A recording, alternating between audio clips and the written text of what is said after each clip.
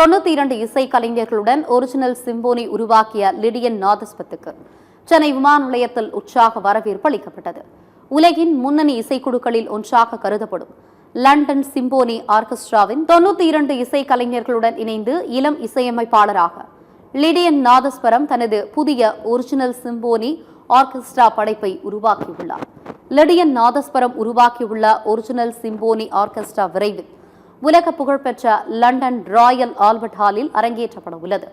ஆசியாவில் முதன்முறையாக இந்த சாதனையை நிகழ்த்திய இளையராஜாவுக்கு பிறகு மீண்டும் ஒரு தமிழருக்கு கிடைத்துள்ள இந்த வாய்ப்பு இசை உலகில் கவனத்தை ஈர்த்துள்ளது. லண்டனில் தனது இசை பணிகளை நிறைவு செய்து சென்னை திரும்பிய லிடியனுக்கு தமிழக அரசு சார்பில் உற்சாக வரவேற்பு அளிக்கப்பட்டது.